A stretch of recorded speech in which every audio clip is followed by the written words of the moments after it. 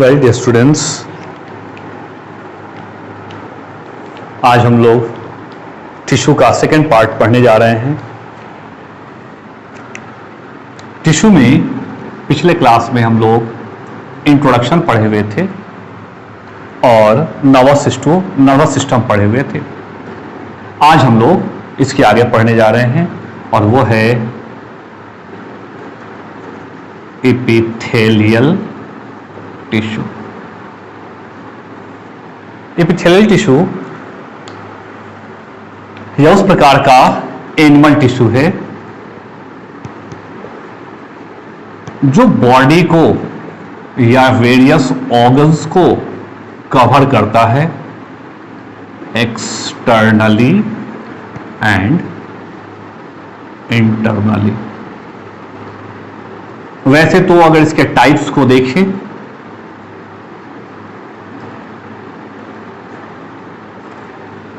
तो मुख्य तौर पे इसको तीन भागों में बांटा गया है। सिंपल एपिथेलियल टिश्यू, स्ट्रेटिफाइड या कॉम्प्लेक्स एपिथेलियल टिश्यू और सीडो स्ट्रेटिफाइड टिश्यू। लेकिन हम लोगों को अभी सिर्फ सिंपल एपिथेलियल टिश्यू पढ़ना है। तो यहां पे हम लोग देखें सिंपल एपिथेलियल टिश्यू। इस सिंपल एपिथेलियल टिश्यू को फिर हम लोग कई भागों में बांटते हैं। एस्क्वामोजल, क्यूबॉइडल, कॉलुमनर, सिलिएटेड और ग्लैंडुलर।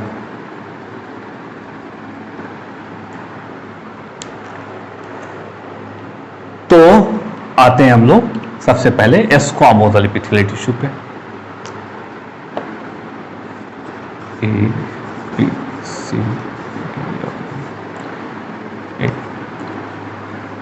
एस्क्वामोजल epithelial tissue. ये एस्क्वामोजल एपिथेलियल टिश्यू टाइल्स की तरह होता है।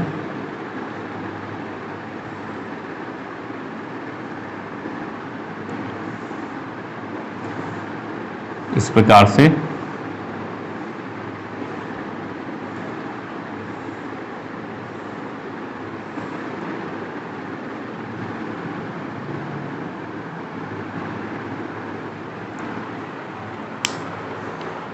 यह टिश्यू एक थिन मेम्ब्रेनस स्ट्रक्चर पे रेस्ट करता है जिसको बेसमेंट मेम्ब्रेन कहते हैं। इसमें न्यूक्लियस पाया जाता है जो थोड़ा स्वेलन होता है, बल्ज आउट होता है। चूंकि यह सेल्स बिल्कुल फ्लैट होते हैं, टाइल्स की तरह होते हैं। अगर एक सेल की बात करें तो यह सेल कुछ इस प्रकार से दिखता है। लैटरल व्यू देखें तो यहां पे ऐसे न्यूक्लियस पाया जाता है और इस न्यूक्लियस से छोटा सेल होने की वजह से इसके कुछ पोर्शन ऊपर की तरफ एक्सपोज हो जाते हैं, बाहर की तरफ निकल जाते हैं, बल्ज आउट हो जाते हैं। अब इसके कुछ फीचर्स को समझ लें। फर्स्ट, यह टाइल्स लाइक स्ट्रक्चर। इसका जो स्ट्रक्चर होता है टाइल्स की तरह होता है। No inter cellular spaces present. यहां पे इंटरसेलुलर स्पेस प्रेजेंट नहीं होता है because cells are tightly packed, क्योंकि सेल्स टाइटली पैक्ड होते हैं। Third, all cells rest on basement membrane. इस मेम्ब्रेन को बेसमेंट मेम्ब्रेन कहते हैं। जिस पर यह सेल रेस्ट करता है। One rounded nucleus found in each cell. प्रत्येक सेल में एक न्यूक्लियस पाया जाता है, जो कि बड़ा होने की वजह से यह बल्ज आउट हो जाता है। Since nucleus is larger than the cell, so cell bulge out. बाहर की तरफ सेल निकल जाता है। अब इसके बाद इसके लोकेशन को देखा जाए, यह कहां पाया जाता है। तो यह बॉडी को एक्सटर्नली और इंटरनली कवर करता है। मुख्य तौर पे इस प्रकार के सेल्स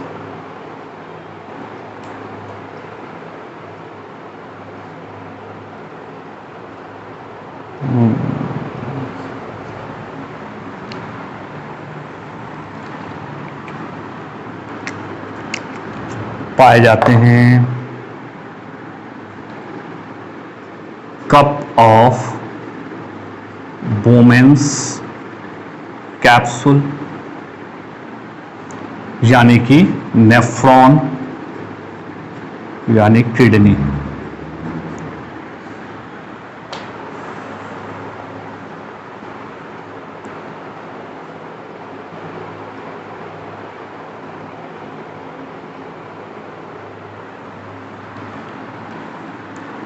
इसी नेफ्रॉन के descending limbs of Henle's loop, blood vessels etc. इन सब जगहों पे पाए जाते हैं। इसका फंक्शन प्रोटेक्शन, सेक्रीशन,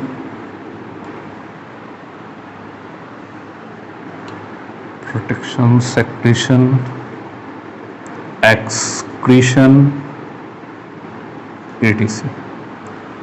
यहां पे एक्सचेंज ऑफ गैसेस भी होता है। तो ये सब इसके कुछ फीचर्स हो गए। ये है स्क्वामोजल एपिथेलियल टिश्यू। अब हम लोग आते हैं cuboidal epithelial tissue. Cuboidal epithelial tissue almost यही होता है। यहां पे देखें तो यह टाइल्स की तरह सेल्स था। अगर एक सेल की बात करें तो जिसमें यह न्यूक्लियस बड़ा होने की वजह से यह थोड़ा सा ऐसे बल्ज आउट कर गया था। सेंटर में न्यूक्लियस पाया जाता है। जब हम लोग इस स्क्वामोजल एपिथेलियल के जगह पे क्यूबॉइडल एपिथेलियल की बात करते हैं, सेकेंड क्यूबॉइडल, तो यह सेल्स क्यूब की तरह हो जाता है। यह सेल्स ऊपर की तरफ एक्सटेंड करता है, और जब ऊपर की तरफ एक्सटेंड करता है तो यह स्ट्रक्चर कुछ इस प्रकार से बन जाता है।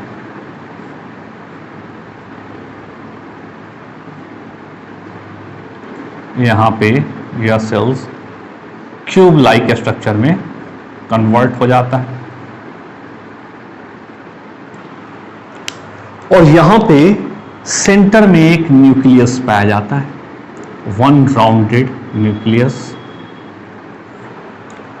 अब यह थोड़ा एक्सटेंड कर गया, तो यही स्ट्रक्चर अब लैटरल व्यू से देखें तो कुछ इस प्रकार से देखने को मिलता है।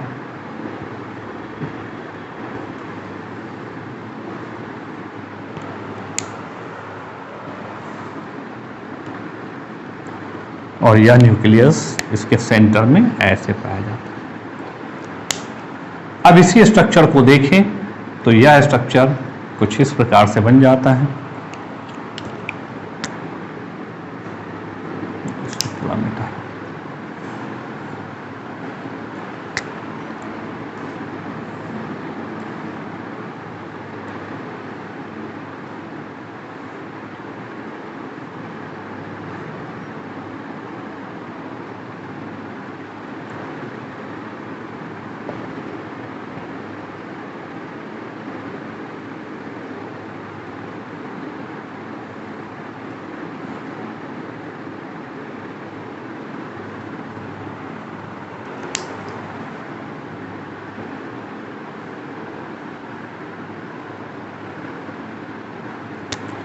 यह इस प्रकार से क्यूब की तरह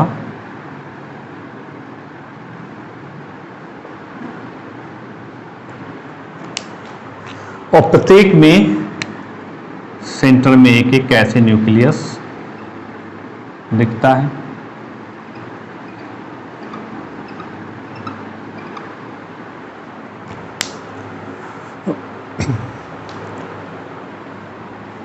यहां पे अब ये फीचर्स थोड़े थोड़े चेंज हो जाते हैं।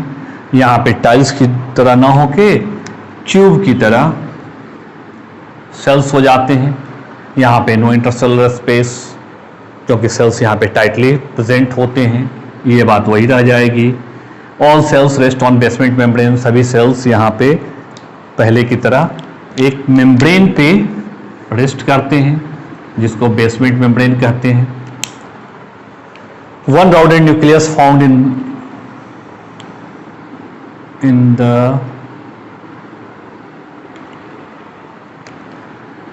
center of each cell. एक राउंडेड न्यूक्लियस पाया जाता है प्रत्येक सेल में, जो कि सेल के सेंटर में पाया जाता है। इसका लोकेशन भी बदल जाता है, लेकिन फंक्शन ऑलमोस्ट सभी एपिथेलियल टिश्यू का वही रहता है। लोकेशन में देखें तो ये जो क्यूबॉइडल सेल्स होते हैं,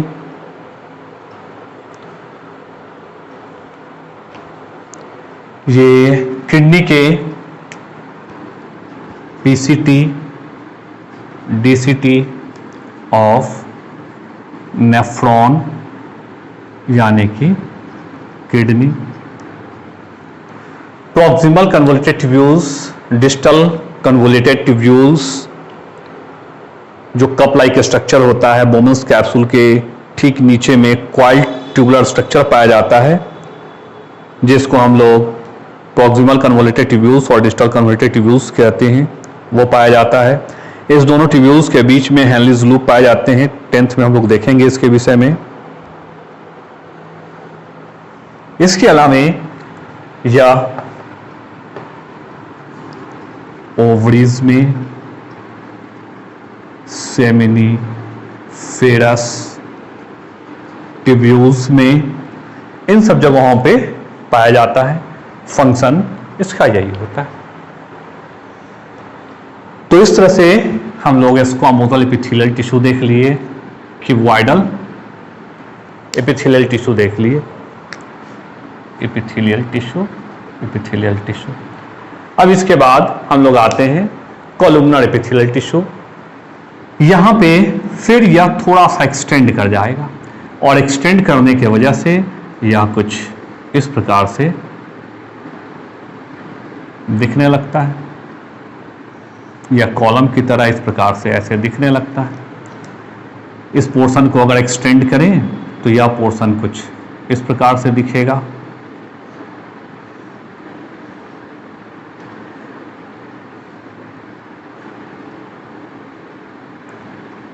कॉलम्स की तरह, और यहां पे बेस में ही न्यूक्लियस पाया जाएगा, लेकिन यह एक्सटेंडेड होगा, या खींच के ऊपर की तरफ एक्सटेंड हो जाता है। वैसे ही अगर इन सारे स्ट्रक्चर्स की बात करें तो इसको थोड़ा एक्सटेंड कर देंगे।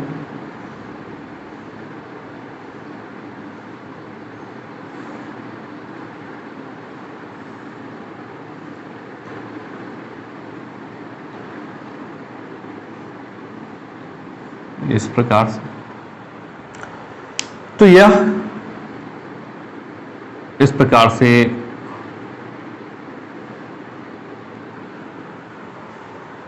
कॉलमनर एपिथेलियल टिश्यू हो गया, जिसमें न्यूक्लियस बेस में पाया जाता है और इस प्रकार से इलोंगेटेड न्यूक्लियस पाया जाता है।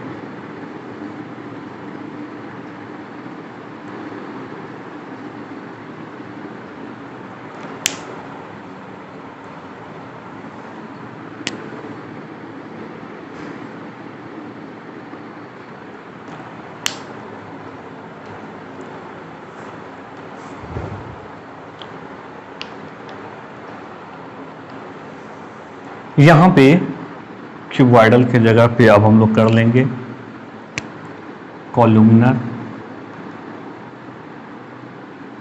क्यूब की जगह पे कॉलम लाइक स्ट्रक्चर हो जाता है। No intercellular space, all cells rest on basement membrane. यहां पे one rounded nucleus found, rounded की जगह पे one elongated nucleus found in the center of each cell। प्रत्येक सेल के सेंटर की जगह पे basal part found in the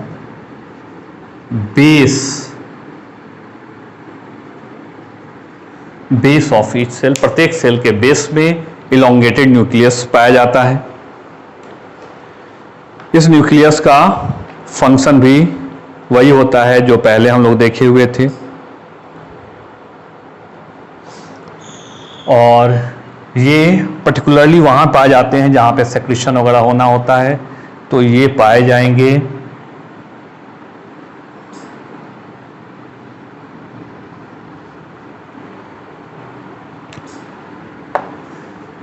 salivary duct में, गॉल ब्लैडर में, स्टमक में, etc। इस प्रकार से इन जगहों पे पाए जाते हैं। तो यह कॉलमनर एपिथेलियल टिश्यू हो गया। इसके बाद आता है ciliated epithelial tissue. Ciliated epithelial tissue ये उसी प्रकार से होते हैं। इस कॉलमनर के जगह पे अगर हम लोग यहाँ पे सिलिएटेड कर दें, सिलिएटेड एपिथेलियल टिश्यू, तो यहाँ पे यह कॉलम और क्यूब लाइक स्ट्रक्चर होता है। या कॉलम की तरह भी होगा, क्यूब की तरह भी होगा, दोनों ही प्रकार के सेल्स इसमें पाए जाते हैं, जिसमें कोई इंटरसेलुलर स्पेस नहीं पाया जाता है। सभी सेल्स रेस्ट करते हैं बेसमेंट मेम्ब्रेन पे। यहाँ पे उसी प्रकार से एक इलोंगेटेड न्यूक्लियस पाया जाता है बेस ऑफ ईच सेल। यहाँ पे खास बात ऐड हो जाती है,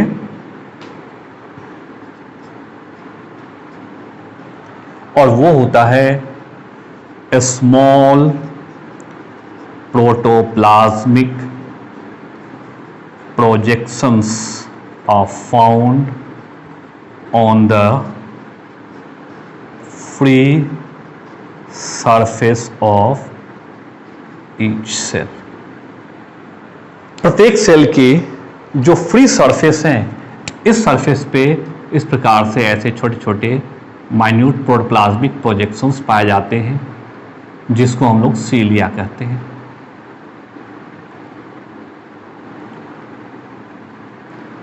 यहाँ पे इस प्रकार से ऐसे स्मॉल प्रोटोप्लाज्मिक प्रोजेक्शंस इस पे पाए जाते हैं, इस प्रकार से।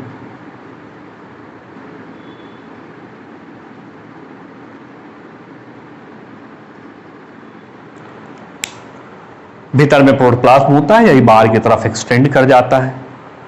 तो बेसिक तौर पे या वैसे जगहों पर पाया जाता है जहां पे मूवमेंट करना होता है, तो ये बेसिक तौर पे पाया जाता है। लोकेशन इसका रेस्पिरेटरी ट्रैक,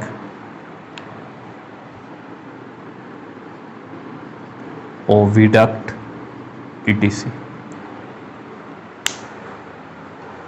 तो इन सब जगहों पे यह पाया जाता है जहां पे मूवमेंट कराना होता है, काम इसका ऑलमोस्ट वही होता है। तो इस तरह से हम लोग आज सिलिएटेड एपिथेलियल टिश्यू भी देख लिए। अब ग्लैंडुलर एपिथेलियल टिश्यू, इसको भी हम लोग देख लें।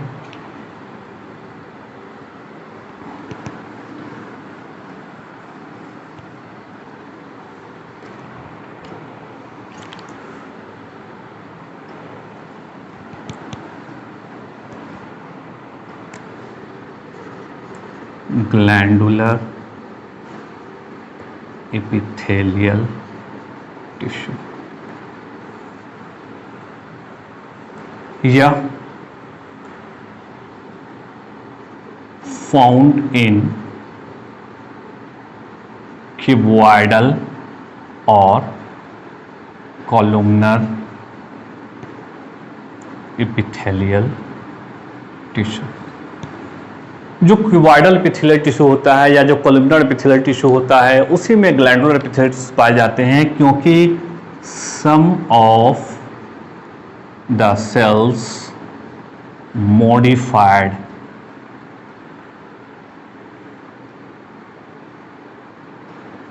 There functions. कुछ सेल्स वो अपने फंक्शंस को चेंज कर लिए होते हैं, उनका जो फंक्शन होता है उस फंक्शन के अलावे या कुछ और करने लगते हैं, particularly secretion of certain chemicals. कुछ केमिकल्स सेक्रीट करने लगते हैं। तो इस प्रकार से अगर क्यूबॉइडल एपिथेलियल टिश्यू हो या कॉलमनर एपिथेलियल टिश्यू हो, इसमें से कोई कोई सेल मॉडिफाई हो जाता है और कुछ केमिकल्स को रिलीज करना शुरू कर देता है। ऐसे मॉडिफाइड सेल्स ग्लैंड कहे जाते हैं, और जहां पे ग्लैंड्स पाया जाए वैसे एपिथेलियल टिश्यू को ग्लैंडुलर एपिथेलियल टिश्यू कहते हैं। तो ऐसे सेल्स को ग्लैंड कहते हैं। तो ग्लैंड होता है modified cell meant for secretion of certain chemicals, या कुछ केमिकल्स को सेक्रेट करना शुरू करता है। तो ऐसे टिश्यूज एपिथेलियल टिश्यूज कहे जाते हैं, ऐसे सेल्स, ऐसे मॉडिफाइड सेल्स ग्लैंड कहे जाते हैं। या ग्लैंड दो प्रकार के होते हैं, एक्सोक्राइन ग्लैंड और एंडोक्राइन ग्लैंड। एक्सोक्राइन ग्लैंड जिसको हम लोग कहते हैं डक्ट बियरिंग ग्लैंड, और एंडोक्राइन ग्लैंड को बोलते हैं डक्टलेस ग्लैंड। जो एक्सोक्राइन ग्लैंड होते हैं, डक्ट बियरिंग ग्लैंड्स होते हैं, यह अपना सेक्रेशन डक्ट के माध्यम से टारगेट ऑर्गन में पहुंचा देते हैं। अगर ये टारगेट ऑर्गन मान लें तो कुछ ग्लैंड अपना सेक्रेशन इस डक्ट के माध्यम से पहुंचाती हैं, और ऐसे ग्लैंड को एक्सोक्राइन ग्लैंड कहते हैं। जबकि कुछ ग्लैंड अपने सेक्रेशन को ब्लड वेसल्स के माध्यम से भेज देता है, और इस तरह से ब्लड वेसल्स के माध्यम से ये यहाँ पे पहुँच जाता है इसका सेक्रेशन। तो जिसमें डक्ट होते हैं डक्ट बियरिंग ग्लैंड्स, जिसमें डक्ट नहीं होते हैं उसको डक्टलेस ग्लैंड कहते हैं। जहाँ पे डक्ट पाई जाती है उसको एक्सोक्राइन ग्लैंड कहते हैं, जिसमें डक्ट नहीं पाई जाती है उसको एंडोक्राइन ग्लैंड्स कहते हैं।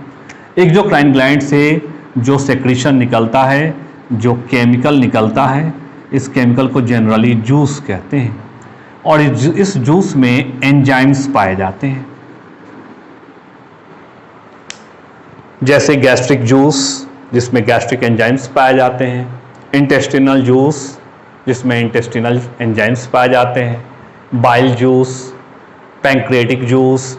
तो ये डिफरेंट टाइप्स के केमिकल्स होते हैं जो एक्सोक्राइन ग्लैंड से निकलते हैं और इसमें डिफरेंट टाइप्स के एंजाइम्स पाए जाते हैं और ये एंजाइम्स बायोकैटालिस्ट होते हैं जो फूड को डाइजेस्ट करने में मदद करते हैं। तो जो फूड होता है उसका डाइजेशन होता है इसी केमिकल्स के माध्यम से, इसी एंजाइम्स के माध्यम से। जो एंडोक्राइन ग्लैंड्स होते हैं इनसे जो केमिकल्स निकलते हैं, इनसे जो सेक्रेशंस निकलता है उस सेक्रेशंस को हार्मोन्स कहते हैं। और एंडोक्राइन ग्लैंड्स में हम लोग इसके विषय में पढ़ते हैं, या कंट्रोल एंड कोऑर्डिनेशन में हम लोग इसके विषय में पढ़ते हैं, जहाँ पे डिफरेंट टाइप्स के ग्लैंड्स के माध्यम से डिफरेंट टाइप्स के हार्मोन्स निकलते हैं। ग्रोथ हार्मोन होता है, थायराइड होता है जिससे थायरोक्सिन नामक हार्मोन निकलता है, ठीक है। तो इस प्रकार से डिफरेंट टाइप्स के हार्मोन्स निकलते हैं और यह हार्मोन्स डिफरेंट फंक्शंस को परफॉर्म करता है। तो ये है ग्लैंडुलर एपिथेलियल टिश्यू और इस तरह से एपिथेलियल टिश्यू आज कंप्लीट हो गया। अगले क्लास में हम लोग मस्कुलर टिश्यू पढ़ लेंगे। तब तक के लिए धन्यवाद।